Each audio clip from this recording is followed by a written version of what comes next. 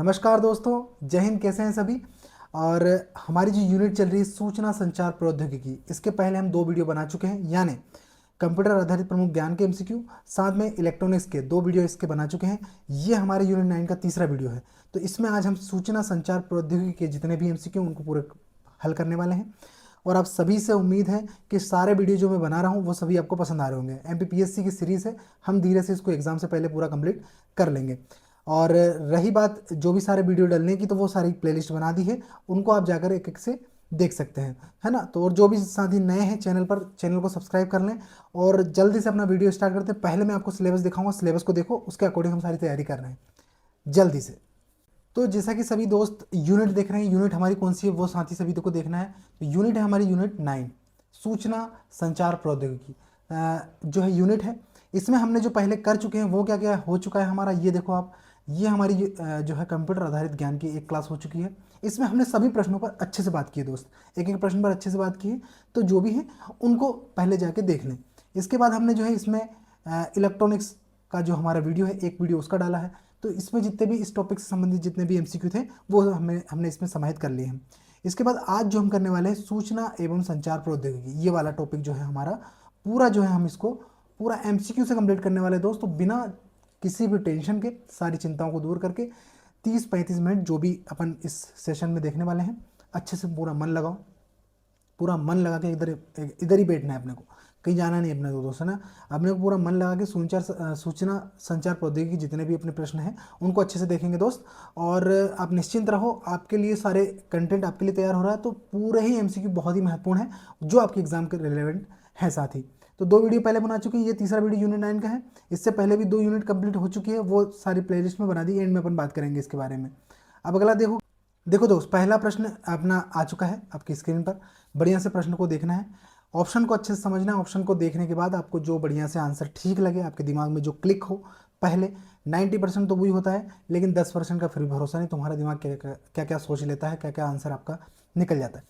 तो वही है कि जो ऑप्शन आप देख रहे हैं उन ऑप्शन को अच्छे से समझना है, आंसर टिक करना, और अगर जल्दी से कर पाओ तो कमेंट कर देना, है ना। तो प्रश्न क्या है, प्रश्न पढ़ो और फिर अपन आंसर इसका देते। प्रश्न है, एनालॉग तकनीक में सूचना का स्थानांतरण होता है ना। ऑप्शन क्या है, ऑप्शन ए है बिट्स में, बी क्या है पल्स में, सी क्या है दोस्त यांत्रिक पल्स में, और डी है डिजिटल पल्स में। तो बताओ दोस्त, एनालॉग तकनीक की सूचना का स्थानांतरण होता है, निम्न ऑप्शन आपके पास है, आंसर बताओ। तो आप सभी जानते हैं आंसर क्या है इसका, बी यानी विद्युत रूप, विद्युत पल्स में, है ना। तो एनालॉग तकनीक में जो सूचना का स्थानांतरण होता है किस में होता है दोस्त, तो विद्युत पल्स में। अगला देखो, है ना। ये अपना रिवीजन मोड है दोस्त, ज़्यादा हर एक प्रश्न पे बात नहीं करेंगे, जहाँ जरूरी होगा सिर्फ वहीं बात करेंगे, है ना, ताकि हम हमारा वीडियो जो है समय पर कंप्लीट हो जाए और आपका भी समय बचे दोस्त।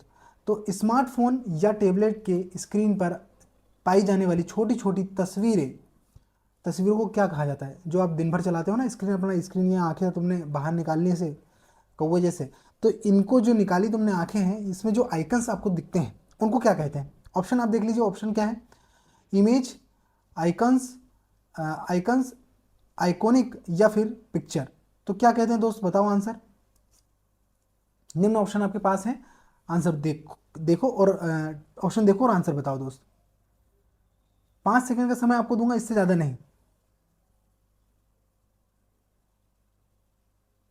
तो आंसर क्या है दोस्त इसका, आइकन्स, जो हमारी फाइल और फोल्डर का प्रतिनिधित्व करती है, यानी जो है प्रमुख रूप से आइकन्स होती हैं। फाइल और फोल्डर आपने देखे होंगे लैपटॉप या स्क्रीन में या आपके मोबाइल में, जो फाइल या फोल्डर होते हैं वो कहीं ना कहीं आइकन के रूप में दिखते हैं। वो प्रमुख रूप से छोटी छोटी तस्वीरें होती हैं जिन्हें आइकन्स कहा जाता है। अगला देखो, जीपीएस का फुल फॉर्म बताना दोस्त, बहुत ही इंपॉर्टेंट प्रश्न है ना।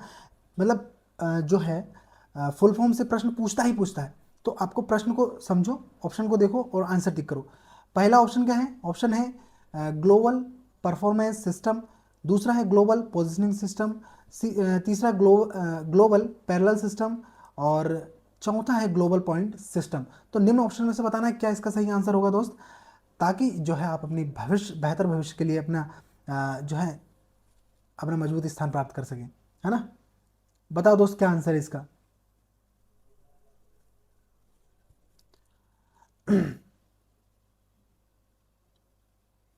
तो आंसर क्या है दोस्त इसका, ऑप्शन नंबर बी यानी ग्लोबल पोजिशनिंग सिस्टम, है ना। तो जीपीएस का फुल फॉर्म क्या है? Global positioning system, position system. और देखो आप जब ऑप्शन को पढ़ें, ऑप्शन को पढ़ने के बाद जो भी आपको टिक लगे, जैसे आप अभी, मैं ऐसी उम्मीद करता हूँ कि हर वीडियो में मैं आपको बोलता हूँ कि आप जब भी पढ़ने बैठें तो पढ़ने बैठें तो सिर्फ स्क्रीन सामने ना रखें, कम से कम पेन कॉपी लेके बैठें। अब अगर आपके सामने ये प्रश्न आया, इसका जो आंसर है, तो कम से कम आप उसको एक बार लिख लेंगे, जैसे जीपीएस का फुल फॉर्म आप खुद से लिख लेंगे, तो आपको क्या है कि चीज़ें रट जाएंगी दोस्त। तो आपको क्या है, जब आप एग्जाम में जाओगे तो क्लिक होगा, अपने आप क्लिक होगा कि हाँ इसका आंसर क्या हो सकता है। तो बस वही है कि आप जब भी मेहनत करें तो थोड़ा सा ईमानदारी से और थोड़ा अपना पूरा 100% देकर करें, क्योंकि पढ़ना तो है ही एट द एंड। ऐसा नहीं है कि अभी पढ़ लो फिर कल पढ़ लेंगे फिर कल, इससे कुछ नहीं होता। अब पंचवर्षीय, छठवर्षीय, शतवर्षीय योजना निकलती जाएगी, पर अपना सिलेक्शन डिले होगा दोस्त। और उससे चीज़ें ये होंगी कि डिले तो होगा, आपको सक्सेस में कोई दिक्कत नहीं हो जाएगी, चलो ठीक है, आप 6 साल 7 साल में हो जाएंगे। लेकिन उच्च 5-6 साल में आप जो सहोगे, जो चीज़ खोओगे, उसको कहाँ से भरपूर, उसकी कहाँ से पूर्ति करोगे? कर पाओगे क्या? नहीं कर पाओगे दोस्त। तो वही है, समय रहते अगर सक्सेस मिल गई तो उसका महत्व है, वरना सक्सेस एक कोने में पड़ी रहेगी, आप उस सक्सेस पे रहोगे तो सही, लेकिन उस सक्सेस का मज़ा नहीं आ पाएगा दोस्त। इसलिए समय रहते अगर जो चीज़ आपको मिल जाएगी ना, तो शायद है कि उसका मूल्य अलग ही होगा, है ना। तो बस वही है कि अच्छे से मेहनत करो, 100% दो अपना। और देखो, अच्छी नीयत और अच्छी मेहनत कभी ख़राब नहीं जाती। बिल्कुल और बिल्कुल आपका सिलेक्शन होगा, और कहीं ना कुछ बेहतर होगा। मैं ऐसी आश्वासन आपको दे सकता हूँ बस, है ना। अगला प्रश्न देखो आप, प्रश्न चौथा है, निम्नलिखित में से जीआईएस का फुल फॉर्म क्या है? बताओ दोस्त, जीआईएस का फुल फॉर्म। ऑप्शन आप देख लो, global intelligence system, option A है। बी क्या है? Global information system. सी क्या है? Global internet system. बताओ दोस्त, इंटरनेट सिस्टम। और चौथा है ग्लोबल इंटरनेट सिस्टम, है ना। इंटरनेट है और इंट्रानेट है ना, इंट्रानेट सिस्टम। बताओ दोस्त क्या इसका आंसर होगा? तो आंसर क्या है दोस्त इसका? इसका आंसर जो प्रमुख रूप से है, ग्लोबल इंफॉर्मेशन सिस्टम, यानी ऑप्शन नंबर बी, है ना। तो ये इसका आंसर होगा, और बढ़िया से इसको लिख लो, ग्लोबल इंफॉर्मेशन सिस्टम, तो आपको रट जाएगा। अगला देखो, सूचना प्रौद्योगिकी अधिनियम 2000 में कितनी धाराएं आपको बताना है। ऑप्शन आप देख लीजिए, 91 ए, बी क्या है 92, सी क्या है 93, और डी है 94। तो क्या धारा है, मतलब सूचना प्रौद्योगिकी अधिनियम 2000 में कितनी धाराएं वो आपको बतानी है। बताओ दोस्त।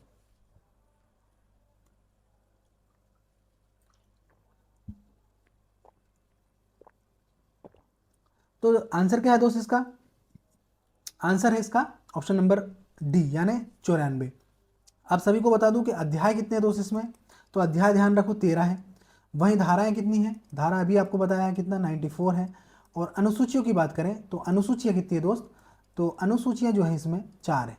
तो ये आपको 3 चीज़ें ध्यान रखनी है, यानी कि अध्याय 13 है, धारा 94 है, और अनुसूचियाँ जो है 4 है, मतलब 13, 94 और 4। ये प्रमुख रूप से आपको ध्यान रखना है। अगला देखो, सूचना प्रौद्योगिकी अधिनियम 2000 की धारा 8, धारा 66 ए को सर्वोच्च न्यायालय में कौन से केस में असंवैधानिक घोषित किया था? सूचना प्रौद्योगिकी अधिनियम संशोधन 2008 की धारा 66 ए को कौन सा ऐसा बात था जिसमें असंवैधानिक घोषित किया था, वो आपको बताना। ऑप्शन आप देख लीजिए, ऑप्शन क्या है दोस्त? ऑप्शन है असीम त्रिवेदी मामला, बी क्या है दोस्त इसमें, कार्ति चिदम्बरम, और सी है आजम खां मामला, है ना, और डी है श्रेया सिंघल मामला। तो कौन सा मामला था दोस्त जिसमें प्रमुख रूप से 66 ए की धारा को सर्वोच्च न्यायालय ने असंवैधानिक घोषित किया था? बताओ दोस्त क्या आंसर होगा सही इसका। फिर मैं आपको सही आंसर इसका बताने वाला हूं दोस्त।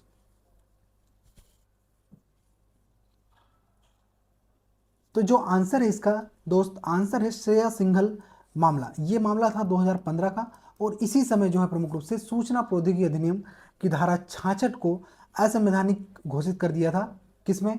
श्रेया सिंघल मामले में। अगला देखो आप, प्रश्न 7वां है, सूचना प्रौद्योगिकी संशोधन अधिनियम 2008 में कौन सी धारा साइबर आतंकवाद से संबंधित है?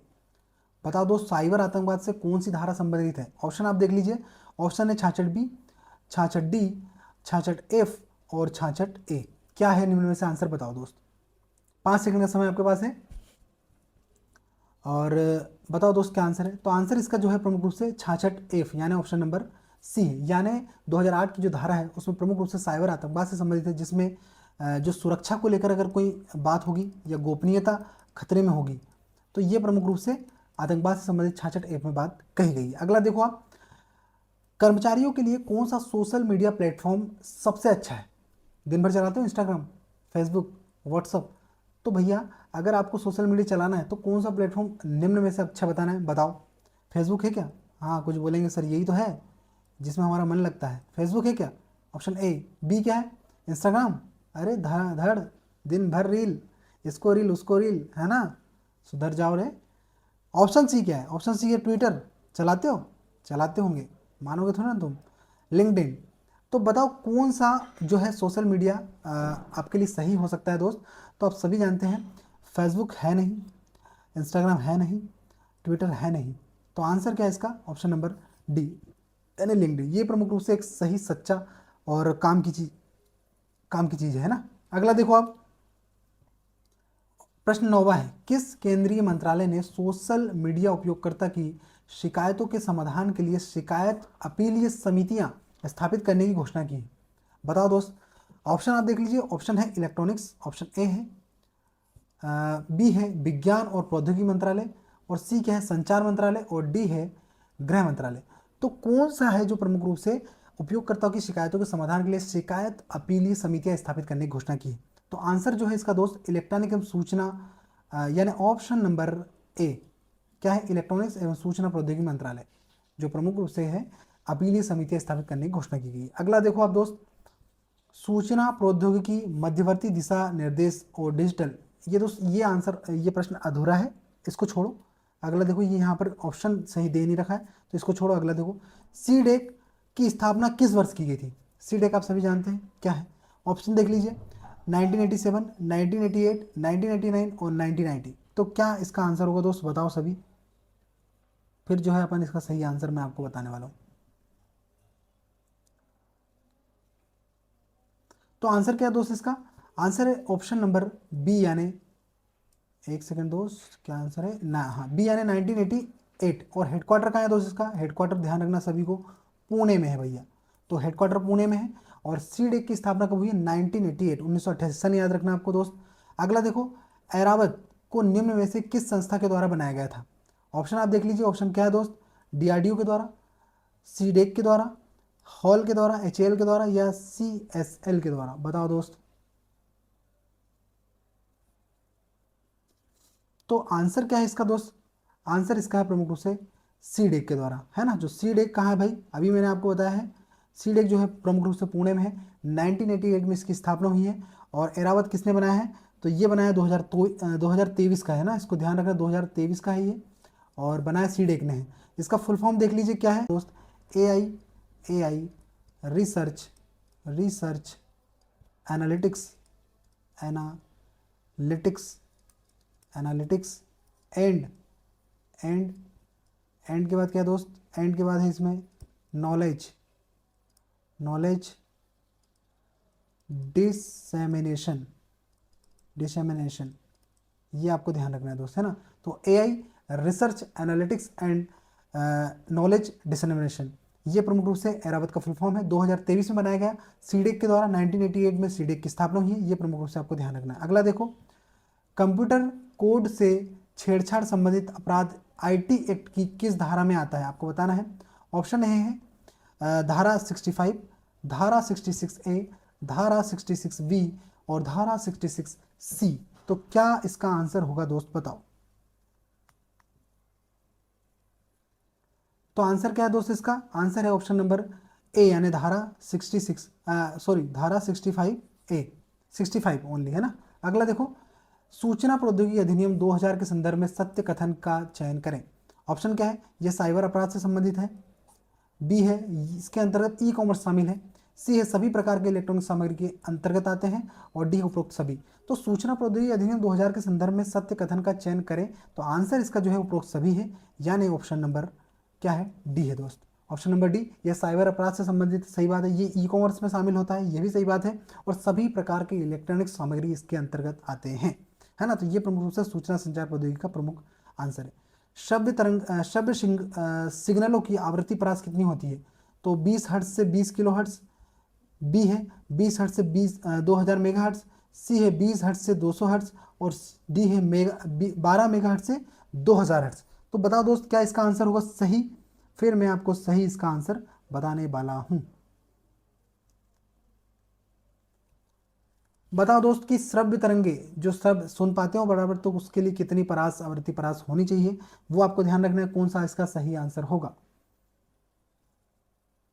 तो इसका जो आंसर है भाई, क्या है इसका आंसर? ऑप्शन नंबर ए, यानी 20 हर्ट्ज से 20 किलो हर्ट्ज, या फिर इसको हम कह सकते हैं कि 20 हर्ट्ज से 20,000, कितना? 20,000 हर्ट्ज, या फिर किलो हर्ट्ज के रूप में अगर देखें तो 20 किलो हर्ट्ज, है ना। दोनों अपने को देखना है, किलो हर्ट्ज। तो दोनों ही चीज़ें कि 20 हर्ट्ज से 20,000 हर्ट्ज, या फिर 20 हर्ट्ज से 20 किलो हर्ट्ज, ये आपको ध्यान रखना। अगला देखो, अगला प्रश्न क्या है? भारत का पहला कंप्यूटर कहाँ स्थापित हुआ था? ऑप्शन आप देख लीजिए, भारतीय प्रौद्योगिकी संस्थान दिल्ली, भारतीय विज्ञान संस्थान बेंगलुरु, और Indian iron and steel company Burnpur, और डी है भारतीय सांख्यिकी संस्थान कोलकाता। तो क्या आंसर निम्न में से होगा?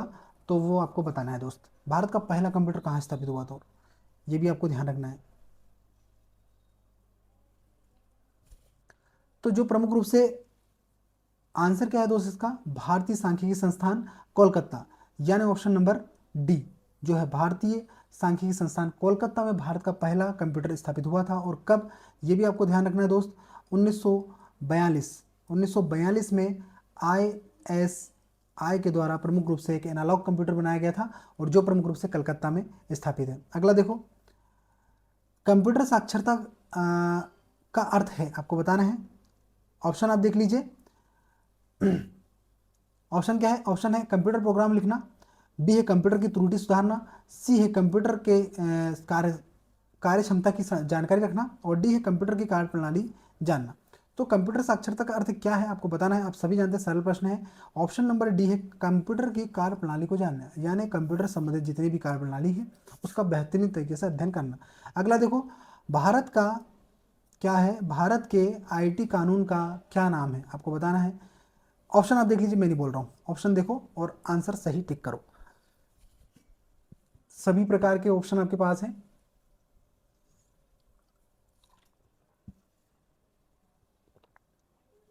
और भाई पानी वानी अच्छे से, खाना वाना अच्छे से, है ना, तैयारी करो, लेकिन स्वास्थ्य को भी प्राथमिकता देना अपने को। ऐसा नहीं है कि बैठ गए हैं तो भूखे हैं तो भूखे ही हैं, प्यासे हैं तो प्यासे ही हैं, ऐसा नहीं करना अपने को। अपने को अपनी जो है तैयारी तो करना ही है, लेकिन अपने को अपने स्वास्थ्य का ध्यान भी रखना है दोस्त, तो वो भी बहुत ही ज़रूरी है। तो कंप्यूटर साक्षरता हो गया। और हाँ, भारत का आईटी कानून क्या नाम है आप सभी जानते हैं, कौन सा नाम है? सूचना संचार प्रौद्योगिकी, यानी ऑप्शन नंबर सी जो है प्रमुख रूप से इसका आंसर है, सूचना संचार यानी सूचना प्रौद्योगिकी आईटी अधिनियम 2000, है ना। अगला देखो आप, प्रश्न क्या है? 19वां प्रश्न है, राष्ट्रीय सुपर कंप्यूटर मिशन कब शुरू किया गया था, है ना। ऑप्शन आप देख लो दोस्त, क्या है? 2014, 2015, बी 2016, सी 2017। तो राष्ट्रीय सुपर कंप्यूटिंग मिशन कब शुरू किया गया था आपको बताना है दोस्त। आंसर क्या है इसका? और आंसर बहुत ही सरल है दोस्त, 2015, है ना। तो 2015 में जो है प्रमुख रूप से शुरू किया गया था। एक सेकंड दोस्त, ये गलत टिक हो गया है ना। आंसर इसका सही मैं आपको बता देता हूँ। कौन सा दोस्त इसका आंसर? ऑप्शन नंबर बी, यानी 2015 में शुरू किया गया था, और 2022 तक जो है प्रमुख रूप से 4500 करोड़ रुपए की अनुमानित लागत से राष्ट्रीय सुपर कंप्यूटर मिशन की घोषणा की गई थी, है ना। तो ये आपको ध्यान रखना है, कौन सी? 2015 से 2022, तो राष्ट्रीय सुपर कंप्यूटर मिशन की घोषणा 2022 से की गई थी, है ना। अगला देखो आप, देश का प्रथम कंप्यूटर साक्षरता जिला क्या है आपको बताना है। अनाकुलम, बी है बिल्लुपुरम, सी है थिरुवल्लुर, और डी है मलपुरम केरल। तो देश का प्रथम कंप्यूटर साक्षर जिला आप सभी जानते हैं, कौन सा है भैया? ऑप्शन नंबर डी, यानी मलपुरम, ये आपको ध्यान रखना है। अगला देखो आप, इंटरनेट की शब्दावली में आईपी का अर्थ क्या है बताना है आपको। ऑप्शन क्या है? पहला इंटरनेट प्रोवाइडर, बी है इंटरनेट प्रोटोकॉल, सी है इंटरनेट प्रोसीजर, और डी है इंटरनेट प्रोसेसर। तो इंटरनेट शब्दावली का आईपी एड्रेस का अर्थ क्या है आपको बताना है। तो आंसर जो है इसका प्रमुख रूप से ऑप्शन नंबर बी यानी इंटरनेट प्रोटोकॉल। इंटरनेट प्रोटोकॉल जो है प्रमुख रूप से आईपी एड्रेस का प्रमुख रूप से पूरा फुल फॉर्म है। अगला प्रश्न देखो, इलेक्ट्रॉनिक्स और सूचना संचार प्रौद्योगिकी मंत्रालय की शोध एवं विकास हेतु प्रमुख इकाई क्या है? आपको ध्यान रखना है। ये भैया गलत टिक हो गया है ना। ऑप्शन आप देख लीजिए, ऑप्शन क्या है? ऑप्शन ए है सीडेक, बी है सी मेड, सी एड और सी में। तो इलेक्ट्रॉनिक और सूचना और प्रौद्योगिकी मंत्रालय की शोध और विकास हेतु प्रमुख इकाई क्या है? आपको बताना है दोस्त, बताओ क्या इकाई है। ऑप्शन प्रश्न है 22।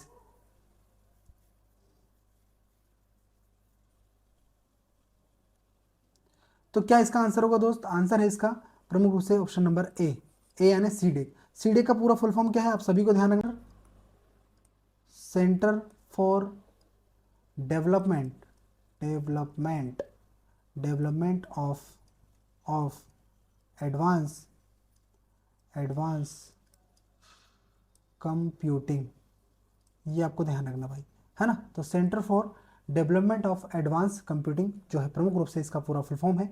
सीडेक की स्थापना कब हुई थी दोस्त? तो ये आपको ध्यान रखना 1988 में, और पुणे में इसका प्रमुख रूप से क्या है? मुख्यालय है। तो centre for development of advance computing इसका फुल फॉर्म है। वही 1988 में इसकी स्थापना हुई और पुणे में इसका मुख्यालय है दोस्त। अगला देखो आप, प्रश्न 23 यानी 23, निम्नलिखित में से सूचना और संचार प्रौद्योगिकी घटना नहीं है। क्या नहीं है दोस्त? इसमें बताना आपको। तो सैटेलाइट नहीं है, रेडियो टीवी नहीं है, हैकिंग नहीं है, इंटरनेट नहीं है। तो क्या आंसर इसका सही होगा? बताओ मेरे भाई। और भैया कैसी चल रही है सबकी तैयारी? धुआंधार चल रही है कि नहीं चल रही? बताओ सभी कमेंट में कि चल रही है कि नहीं चल रही, कि चलाऊं मैं यहाँ से। सभी, मुझे ऐसी उम्मीद है कि मेरे जितने भी साथी हैं बहुत अच्छे से पढ़ाई कर रहे होंगे, बहुत अच्छे से अपने सपने को पूरे करने के लिए पूरी जान लगा दे रहे होंगे, है ना।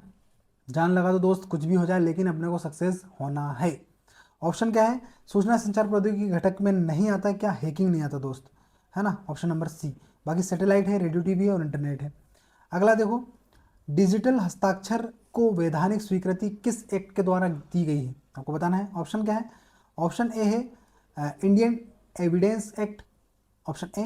बी है इंफॉर्मेशन टेक्नोलॉजी एक्ट, सी है reserve bank of India act और डी है बैंकर्स बुक्स एविडेंस एक्ट। तो डिजिटल हस्ताक्षर को वैधानिक स्वीकृति किस एक्ट के द्वारा दी गई? आप सभी को ध्यान रखना है। ऑप्शन नंबर बी इसका आंसर है, इंफॉर्मेशन टेक्नोलॉजी एक्ट। इसके द्वारा जो है प्रमुख रूप से डिजिटल हस्ताक्षर को वैधानिक स्वीकृति दी गई है। अगला देखो, निम्नलिखित में से किसके सफल क्रियान्वयन के लिए आईसीटी बुनियादी ढांचे की आवश्यकता होती है? आपको ध्यान रखना है। ऑप्शन आप देख लीजिए भाई। ऑप्शन क्या है? ऑप्शन आपने देख ही लिए हैं, है ना। तो ऑप्शन क्या है? आर गवर्नमेंट, बी है एस गवर्नमेंट, सी है ई गवर्नमेंट और डी है एम गवर्नमेंट। तो ऑप्शन आप देख लीजिए और आंसर सही टिक करो दोस्त, क्या इसका आंसर होगा। तो निम्नलिखित में से किसके सफल क्रियान्वयन के लिए आईसीटी बुनियादी ढांचे की आवश्यकता होती है? तो आप सभी को ध्यान रखना है, ई गवर्नमेंट यानी इलेक्ट्रॉनिक गवर्नमेंट, है ना। तो ये प्रमुख रूप से आपको ध्यान रखना है दोस्त, यानी इलेक्ट्रॉनिक सरकार, है ना। अगला देखो, भारतीय भारतीय राष्ट्रीय भुगतान नियम एनपीसीआई द्वारा जारी किए गए कार्ड का नाम क्या है? आपको बताना है। ऑप्शन आप देख लीजिए, वीज़ा, ऑप्शन ए है, बी है पैसा, सी है रुपए और डी है रूपा। तो क्या आंसर होगा दोस्त इसका, बताओ। तो भारतीय राष्ट्रीय भुगतान निगम एनपीसीआई के द्वारा जो प्रमुख रूप से कार्ड कौन सा जारी किया गया? आप सभी को ध्यान रखना है, रुपए, है ना। रुपए प्रमुख रूप से कार्ड जारी किया गया। अगला देखो आप, unique identification authority of India यानी यूआईडीआई का गठन कब किया गया था? बताओ दोस्त। 2016 का है, 2005 का है, 2010 का है, 2020 का है। तो कब का है भैया unique identification authority of India? तो दोस्त ये आपका जो आंसर है इसका क्या है? ऑप्शन नंबर ए यानी 2016 का। 2016 में जो प्रमुख रूप से unique identification authority of India का गठन किया गया था। अगला देखो आप, सूचना प्रौद्योगिकी अधिनियम 2000 के अंतर्गत कौन सा अपराध की श्रेणी में नहीं आता है? ये बताना है आपको।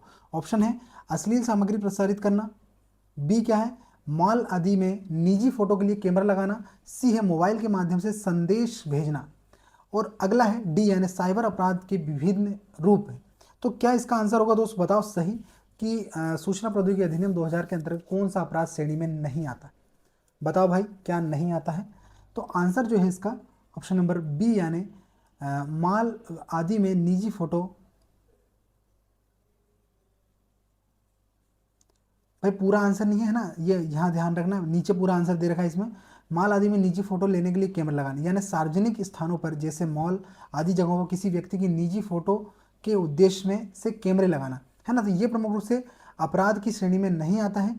बाकी ये अश्लील सामग्री प्रसारित करना, मोबाइल के माध्यम से संदेश भेजना, या फिर साइबर साइबर अपराध का कोई भी काम करना, तो ये मॉल आदि में फोटो लगाना, कैमरा लगाना, ये हो सकता है। बाकी ये प्रमुख रूप से तीनों चीज अपराध श्रेणी में नहीं आते, ये अपराध श्रेणी में आते हैं, बाकी तीन बी नंबर का नहीं आता। अगला देखो आप, अगला प्रश्न क्या है, 29 है, सूचना प्रौद्योगिकी संशोधन अधिनियम 2008 की कौन सी धारा साइबर आतंकवाद से संबंधित है, आपको बताना है।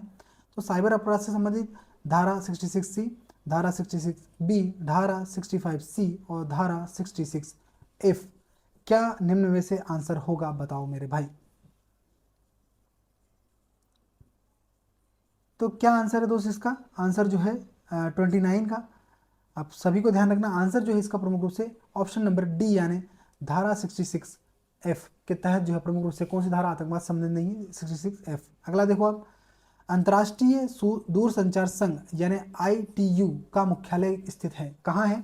तो ऑप्शन आप देख लीजिए, न्यूयॉर्क में, वॉशिंगटन में, पेरिस में, या फिर जेनेवा में। तो कहाँ है अंतर्राष्ट्रीय दूरसंचार संघ IT का मुख्यालय? तो वो आपको ध्यान रखना है दोस्त, कहाँ पर है? तो ये है जेनेवा, स्विट्जरलैंड, है ना, option number D, Geneva Switzerland, Switzerland, ये आपको ध्यान रखना दोस्त, यहाँ पर है प्रमुख रूप से IT, दूरसंचार संघ IT का मुख्यालय। अगला देखो दोस्त, 31 प्रश्न है, भारत के IT कानून का क्या नाम है? ये प्रश्न आई थिंक रिपीट हो गया है। हाँ, सूचना संचार प्रौद्योगिकी अपन ने कर चुके हैं भैया।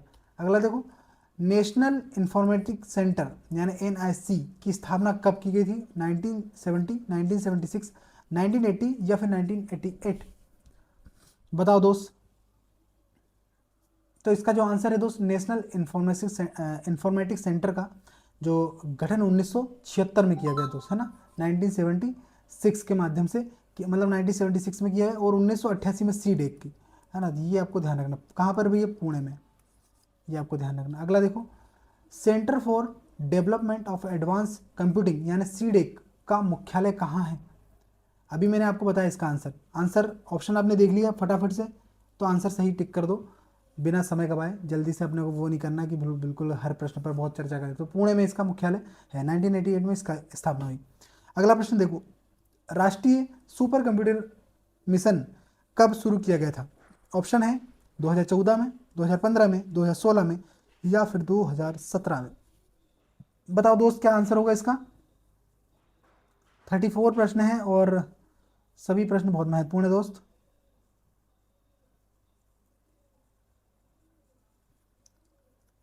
तो आंसर क्या है इसका? सुपर कंप्यूटिंग मिशन 2015 का, है ना।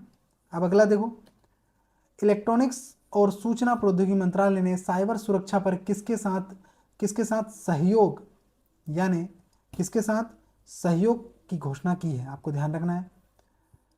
ऑप्शन आप देख लीजिए, गूगल के साथ, माइक्रोसॉफ्ट के साथ, बी, सी है फेसबुक के साथ, और डी है अमेजन के साथ। तो किसके साथ इलेक्ट्रॉनिक्स और सूचना प्रौद्योगिकी मंत्रालय ने साइबर सुरक्षा पर किसके साथ सहयोग की घोषणा की है दोस्त? तो जो सहयोग की घोषणा की है, ऑप्शन नंबर ए, यानी गूगल के साथ, है ना। तो गूगल के साथ प्रमुख रूप से प्रौद्योगिकी मंत्रालय ने साइबर सुरक्षा पर सहयोग की बात की है। अगला देखो आप, राष्ट्रीय सूचना विज्ञान केंद्र NIC किस मंत्रालय के अंतर्गत आता है? आपको बताना है। शिक्षा मंत्रालय, सूचना प्रसारण मंत्रालय, डी इलेक्ट्रॉनिक्स और सूचना प्रौद्योगिकी मंत्रालय, और डी है विज्ञान और प्रौद्योगिकी मंत्रालय। तो NIC किस मंत्रालय के अंतर्गत आता है? तो आप सभी को ध्यान रखना दोस्त, ऑप्शन नंबर सी, यानी इलेक्ट्रॉनिक्स और सूचना प्रौद्योगिकी मंत्रालय। अगला देखो आप, सूचना का अधिकार दोस्त, ये प्रश्न महत्वपूर्ण है, पिछले वर्ष में पूछा भी जा चुका है एक बार, और पूछने की संभावना है फिर पूछेगा, तो अपने को रट लेना है। पेश किया गया था, आपको बताना है 2000 में, 2005 में, 2009 में, 2014 में। बताओ दोस्त क्या आंसर होगा इसका? तो आंसर क्या है दोस्त इसका? सूचना का अधिकार आप सभी जानते हैं 2005 का दोस्त, है ना। 2005 का जो प्रमुख रूप से सूचना का अधिकार है, और इसका आप सभी जानते हैं कि नागरिकों को क्या है इसके तहत सशक्त बनाना है ना, सशक्त बनाना है। सशक्त के साथ साथ जागरूक करना, जागरूक, और साथ में पारदर्शिता भी स्थापित करना है। ये आपको ध्यान रखना है ना। तो क्या है भाई, पारदर्शिता, है ना। तो सशक्त नागरिक को सशक्त बनाना है, जागरूक करना है, जन जागरण करना है, साथ में पारदर्शिता स्थापित करनी है। अगला देखो 38 प्रश्न है, ब्रॉडबैंड अभिसरण प्रौद्योगिकी का उपयोग ट्रांसफर के लिए होता है, खालिस्तान ट्रांसफर के लिए होता, बताना है। ऑप्शन देख लीजिए, ध्वनि, डेटा और वीडियो, केबल ध्वनि, केबल वीडियो या फिर केबल डेटा। तो किसके लिए ब्रॉडबैंड अभिसरण प्रौद्योगिकी का उपयोग होता है, मतलब ब्रॉडबैंड सबसे बड़ी लाइन। तो आंसर क्या है इसका, ध्वनि, डेटा और वीडियो। जो अपन प्रमुख रूप से आज मैं जो वीडियो बना रहा हूँ, वीडियो बनाने के बाद जो आप तक पहुँचेगा, ये इसमें बहुत ब्रॉडबैंड अभिसरण प्रौद्योगिकी का उपयोग होता है, जिसमें ध्वनि, डेटा और साथ में वीडियो फॉर्म तीनों ही प्रमुख रूप से प्रेषित होता है। अगला देखो, वाइसेज का मुख्यालय कहाँ है, गांधीनगर, पुणे, कानपुर या फिर मुंबई। बताओ दोस्त, कहाँ है इसका वाइसेज का मुख्यालय। और वाइसेज का मतलब क्या है आप सभी जानते, Bhaskaracharya, Bhaskaracharya institute for space application and Jio informatic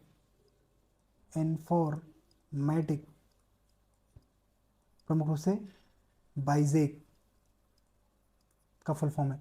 Bhaskaracharya institute for space application and Jio informatic प्रमुख रूप से जो है, प्रमुख रूप से जो है कहाँ मुख्यालय इसका दोस्त बताना है। आंसर क्या है इसका, ऑप्शन नंबर ए यानी गांधीनगर। गांधीनगर कहाँ है दोस्त, गुजरात, गांधीनगर। अगला देखो, भीम, PHIM, भीम का संक्षिप्त रूप क्या है आपको बताना है।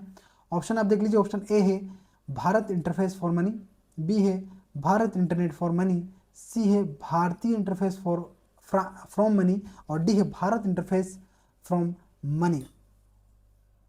तो ये भारत और भारतीय है ना। तो आंसर क्या है इसका दोस्त, तो जो BHIM यानी भीम का संक्षिप्त रूप जो प्रमुख रूप से ऑप्शन नंबर ए है यानी भारत इंटरफेस फॉर मनी जो है प्रमुख रूप से सही आंसर है। अगला देखो दोस्त, कंप्यूटर साक्षरता का अर्थ है बताना है, कंप्यूटर प्रोग्राम लिखना, बी है कंप्यूटर की त्रुटि सुधारना, सी है कंप्यूटर के कार्यक्षमता की जानकारी रखना, या फिर डी है कंप्यूटर की कार्यप्रणाली को जानना। तो कंप्यूटर साक्षरता का अर्थ क्या है आपको बताना है दोस्त, सही आंसर। तो 41 का जो आंसर है कंप्यूटर साक्षरता का अर्थ क्या है भाई, कंप्यूटर की कार्यप्रणाली जानना, ये प्रमुख रूप से इसका सही आंसर है। अगला देखो आप भाई दोस्त, ये भी प्रश्न रिपीट हो गया आई थिंक, है ना। तो इसका आंसर श्रव्य तरंग आप सभी जानते हैं, 20 हर्ट्ज से 20 किलो हर्ट्ज या 20,000 हर्ट्ज, है ना। तो ये आपको ध्यान रखना, 20,000 हर्ट्ज या फिर 20 किलो हर्ट्ज। अगला देखो, भारत का पहला कंप्यूटर कहाँ स्थापित, यार क्या हो रहा है, ये तीन क्या किसने टाइप कर दिया, डबल डबल हो गया प्रश्न, है ना। हाँ, इसका भी दोस्त अपन ने आंसर देखो तो ये डबल से प्रश्न, 2-3 प्रश्न डबल से रिपीट हो गए। डिजिटल गवर्नमेंट मिशन किसने लॉन्च किया था। ऑप्शन है इलेक्ट्रॉनिक और सूचना प्रौद्योगिकी मंत्रालय, कार्मिक मंत्रालय, गृह मंत्रालय या फिर प्रधानमंत्री कार्यालय। तो कौन ने डिजिटल गवर्नमेंट मिशन किसने लॉन्च किया था दोस्त बताना है आप सभी को। तो ये किया था इलेक्ट्रॉनिक्स और सूचना प्रौद्योगिकी मंत्रालय ने। अगला देखो आप, क्लाउड कंप्यूटिंग हेतु भारत सरकार के प्रयास का नाम क्या है को बताना है, मेघराज, एरावत, बादल या फिर मेघदूत। तो निम्न ऑप्शन है, तो सही आंसर दोस्त इसका है मेघराज। हाँ, तो जो सॉरी एक सेकेंड, हाँ ये ऑप्शन नंबर ए, ये मेघदूत पे लगा दिया मैंने।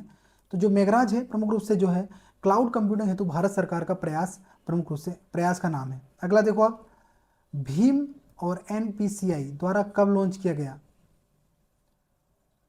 मतलब भीम के द्वारा जो NPCI है, मतलब NPCI के द्वारा भीम को कब लॉन्च किया गया ये आपको ध्यान रखना है। यानी NPCI के द्वारा भीम को कब लॉन्च किया गया आपको बताना है, 2012 में, 2014 में, 2011 में या 2016 में। तो जो NPCI है जिसकी स्थापना 1976 में हुई थी, और इसको प्रमुख रूप से 2016 में जो है भीम को लॉन्च किया था। भीम कब आया, 2016 का। अगला देखो, नेशनल इंफॉर्मेटिक्स सेंटर NIC की स्थापना कब हुई है, 1970, 1976, 1980 और 1988। तो भैया कब हुई है दोस्त, सभी जानते हैं 1976। 1976 में जो है नेशनल इंफॉर्मेटिक्स सेंटर की स्थापना हुई। अगला देखो, GIS किसका संक्षिप्त रूप है, यानी हिंदी में, है ना, शासकीय सूचना प्रणाली, ग्लोबल इंफॉर्मेशन सिस्टम। और अभी क्या ऑप्शन में आपको बताना है, तो शासकीय सूचना प्रणाली, गूगल सूचना प्रणाली, भूवैज्ञानिक सूचना प्रणाली और फिर है भौगोलिक सूचना प्रणाली। तो आंसर क्या है दोस्त इसका? भौगोलिक सूचना प्रणाली, ऑप्शन नंबर डी, है ना, यानी ग्लोबल इंफॉर्मेशन सिस्टम। अगला देखो आप, प्रमाण कार्य अधिकारी सीए को लाइसेंस देने का प्रावधान आईटी एक्ट की किस धारा में बताया गया है? यानी प्रमाण कार्य अधिकारी सीए को लाइसेंस देने का प्रावधान आईटी एक्ट की किस धारा में? आप सभी को ध्यान रखना, सरल प्रश्न है, सॉरी सरल तो नहीं है, कठिन है, लेकिन धाराएं आपको ध्यान रखनी, कुछ कुछ खास खास धाराएं। ऑप्शन नंबर बी यानी धारा 24। अगला और अंतिम प्रश्न है दोस्त ये हमारा, राष्ट्रीय सूचना विज्ञान केंद्र एनआईसी किस मंत्रालय के अंतर्गत आता है? शिक्षा मंत्रालय, सूचना प्रसारण मंत्रालय, इलेक्ट्रॉनिक और सूचना प्रौद्योगिकी मंत्रालय, या फिर विज्ञान और प्रौद्योगिकी मंत्रालय? तो क्या आंसर होगा इसका? तो इलेक्ट्रॉनिक्स एवं सूचना प्रौद्योगिकी मंत्रालय, ऑप्शन नंबर सी, ये प्रमुख रूप से इसका सही आंसर है दोस्त, है ना। तो ये प्रमुख रूप से हमारे थे 51 प्रश्न, इसमें मतलब 50 के अराउंड है, 50 के अराउंड, क्योंकि एक दो प्रश्न रिपीट हुए हैं, लेकिन वो रिपीट इसीलिए हुआ उसमें जो चीज़ अपनी एक्स्ट्रा थी वो हमने उसमें देखी दोस्त। ये हमारे कुछ प्रश्न थे जो हमारे सूचना संचार प्रौद्योगिकी के एमसीक्यू के रूप में है। ये हमारा तीसरा वीडियो इस यूनिट का है। कैसा लगा वीडियो कमेंट में जरूर बताइएगा, और अगर ठीक ठाक लगा हो तो एक कमेंट अच्छा सा प्यारा सा कर देना, और जो भी साथी नए हैं चैनल को सब्सक्राइब करके जरूर जाएं। सारी प्लेलिस्ट बना दी, सारी यूनिट वाइज एक एक से हम सभी यूनिट में जो टॉपिक है उनको अच्छे से सॉल्व कर रहे हैं, उन पे एक एक प्रश्न पर अच्छे से प्रश्न निकाल रहे हैं, ताकि आपकी एग्जाम में जब आप एग्जाम देने जाएं तो आप बेहतर तरीके से एग्जाम को दे पाए दोस्त, है ना। और यूनिट 2 यूनिट 5 की भी हमने एमसीक्यू करा दी हैं, तो उनको भी जाकर देखो, और जो भी गवर्नमेंट एग्जाम की तैयारी कर रहे हैं उसके लिए इस चैनल से जुड़ जाओ, है ना। तो किसी भी तरीके का आपको चिंता नहीं करनी है, चैनल को सब्सक्राइब कर लेना है, लाइक कर देना है वीडियो को। एंड में भाई अपना ध्यान रखें, अपने माता पिता का ध्यान रखें। मिलते हैं नए वीडियो में नए टॉपिक के साथ, तब तक के लिए जय हिंद जय भारत।